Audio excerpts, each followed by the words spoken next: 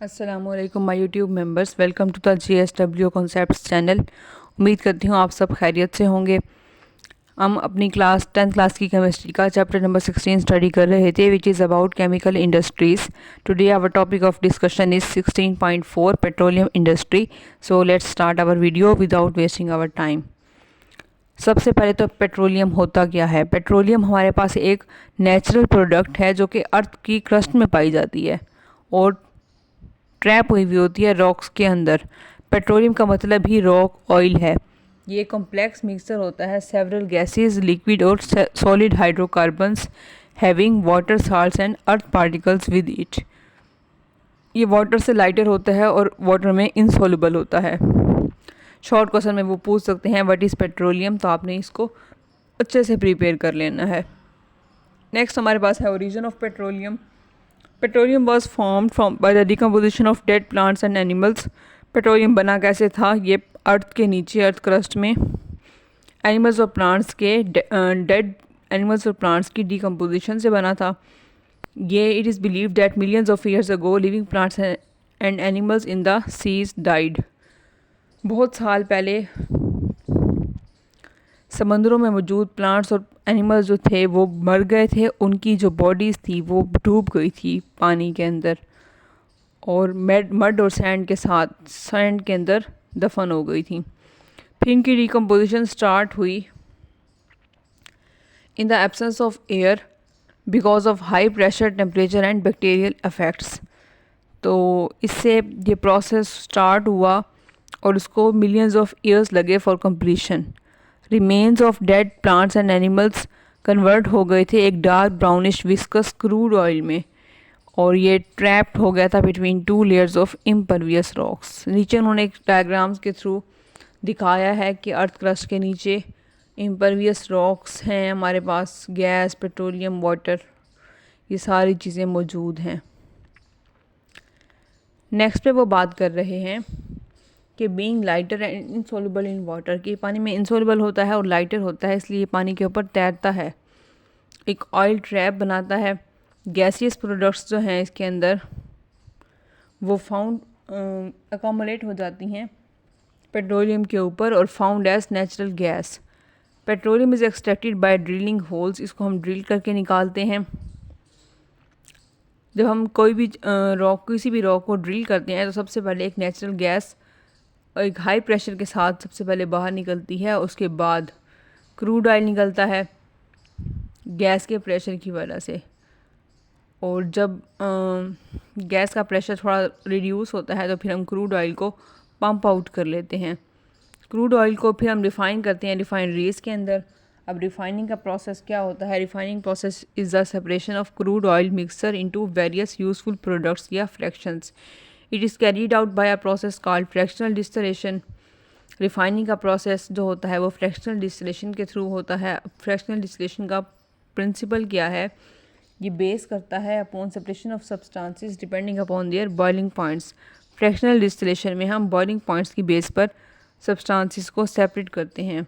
These substances having low boiling point boil out first. जिन substances का boiling point low होगा वो पहले बॉयल हो जाएंगी और जिनका बॉइलिंग पॉइंट ज़्यादा होगा वो बाद में बॉयल होंगी।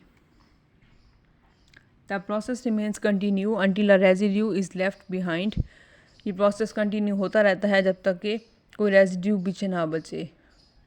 इन vapours of each fraction are collected and condensed separately. हर फ्रैक्शन की जो वेपर्स होती हैं उनको हम कलेक्ट करते हैं और हर एक को सेपरेटली कंडेंस कर लेते हैं। नीचे उन्होंने एक डायग्राम दिखाई हुई है फ्रैक्शनल डिस्टिलेशन ऑफ पेट्रोलियम की। इसमें डिफरेंट रेजिड्यूज़ बताए हुए हैं, उनका टेम्परेचर बताया हुआ है। इस डायग्राम को भी आपने अच्छे से प्रिपेयर कर लेना है।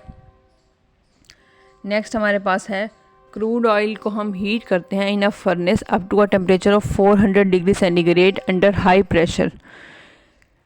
इन वेपर्स को हम पास करवाते हैं through a fractionating column from near its bottom. Hot vapours rise up the column and gradually cool down and condense such that vapours of higher boiling point condense first.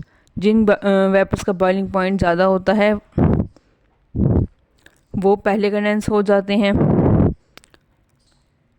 In the lower part of the tower, जबकि जो medium वाले होते हैं और lower boiling point वाले होते हैं वो राइज अपवर्ड, ऊपर जाते हैं और फिर कंडेंस होते हैं। In this way crude oil is separated into 6 hydrocarbon fractions. Crude oil 6 hydrocarbon fractions के अंदर सेपरेट होता है। हर फ्रैक्शन का स्पेसिफिक बॉइलिंग रेंज होती है, कंपोजिशन होती है और इसके यूजेस होते हैं। नेक्स्ट उन्होंने इंपॉर्टेंट फ्रैक्शंस ऑफ पेट्रोलियम बताई हैं हमें। Each fraction is not a single compound. वो कह रहे हैं हर फ्रैक्शन एक सिंगल कंपाउंड नहीं होती, बल्कि इसमें मिक्सचर ऑफ हाइड्रोकार्बन्स होता है having different number of carbon atoms. नीचे उन्होंने एक टेबल दिया हुआ है। इस टेबल में इन्होंने डिफरेंट प्रोडक्ट्स बताई हुई हैं।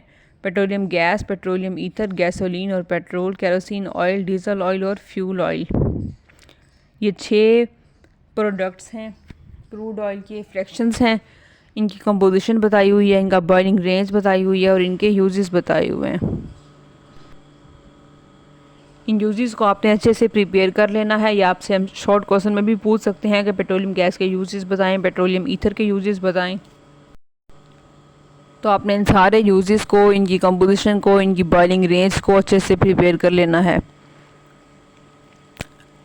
नेक्स्ट हम देख लेते हैं residual oil which does not vaporise under these conditions is collected and heated above 400 degree centigrade for further fractional distillation.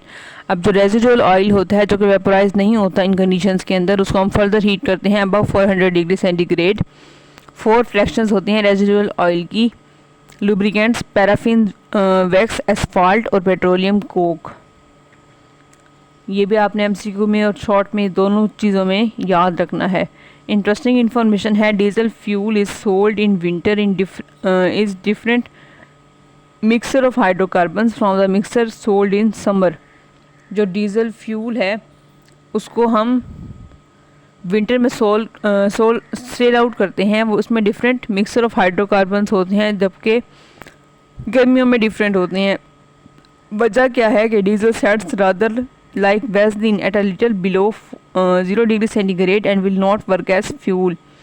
More of the lighter fractions are added in winter to prevent this. Lighter fractions हम add करते हैं सर्दियों में ताकि to prevent this phenomena. Test yourself 16.4 है, इसको आप एक बार go through कर लेंगे। नेक्स्ट उन्होंने साइंस, सोसाइटी और टेक्नोलॉजी में different types of fire require different methods to extinguish. इस पर उन्होंने ये बताया है कि डिफरेंट किस्म की जो आग होती है उसको बुझाने के लिए डिफरेंट मेथड इस्तेमाल होते हैं। इसको आप एक बार गो थ्रू कर लेंगे। कोई पॉइंट समझ ना आए तो आप मुझसे कमेंट सेक्शन में पूछ सकते हैं, I will explain it.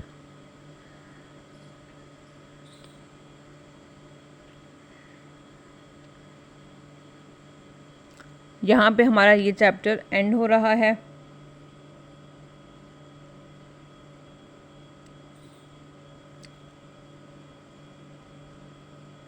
Chapter number 16 हमारा यहाँ कंप्लीट हो गया है।